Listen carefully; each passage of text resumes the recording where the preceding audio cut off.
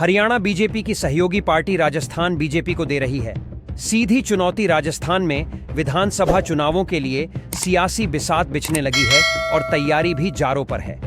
भाजपा जल्द ही अपने उम्मीदवारों की पहली लिस्ट भी जारी करने वाली है, लेकिन इस बार भाजपा के लिए यहां चुनौती आसान नहीं है।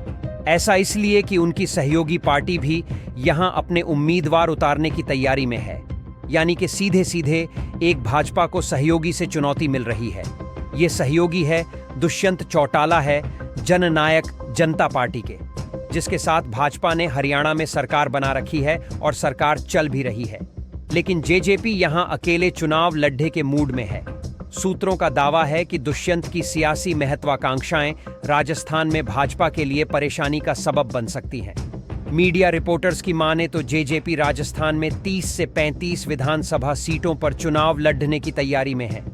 ऐसे में भाजपा का शीर्ष नेतृत्व इस समस्या का समाधान ढूंढने में जुटा हुआ है। हरियाणा की जननायक जनता पार्टी का राजस्थान के सीकर से पुराना नाता रहा है। साल 1979 में उप प्रधानमंत्री चौधरी देवीलाल सीकर से ही चुनाव जीतकर लोकसभा पहुंचे थे।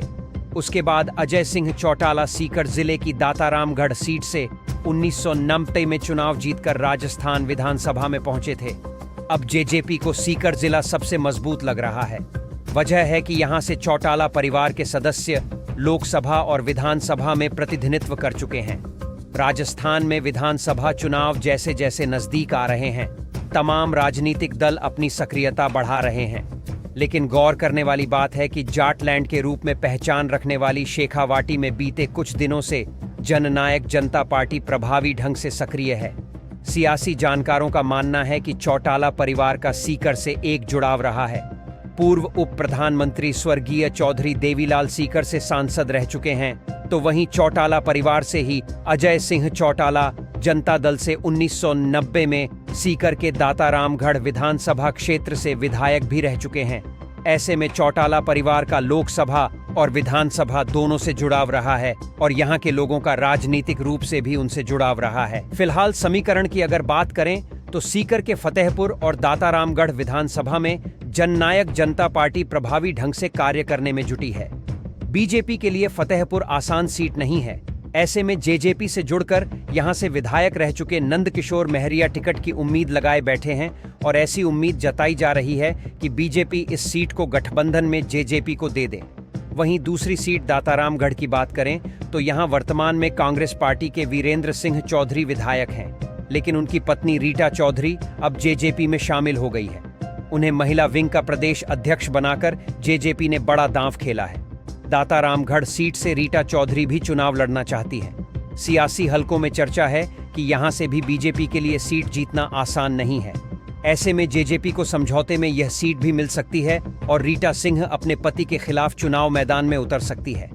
दातारामगढ़ सीट से 1990 से चौटाला परिवार से जुड़ाव जरूर रहा है, लेकिन तब से काफी लंबा समय बीत गया है और चौटाला परिवार की सक्रियता नहीं होने के चलते इनका प्रभाव कम हो गया है।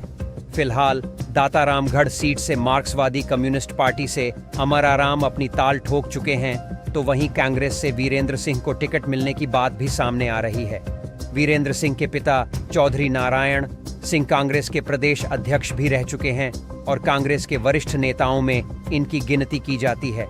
और वही राजस्थान का चुनाव जेजेपी के लिए इसलिए भी जरूरी बन गया क्योंकि जेजेपी हरियाणा में बीजेपी को सहयोगी तो है, लेकिन सत्ता का दबदबा बीजेपी के हाथ में है और जेजेपी सिर्फ कहने को ही सहयोगी है। हरियाणा के मुख्यमंत्री ने एक बार तो साफ कह दिया था कि सरकार बीजेपी की है न कि जेजेपी की।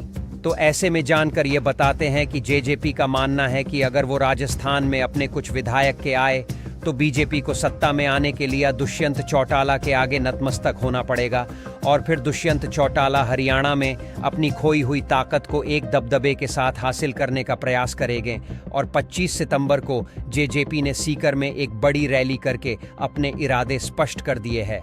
ऐसी और खबरों को जानने के लिए हमारे चैनल को सब्सक्राइब करें। धन्यवाद।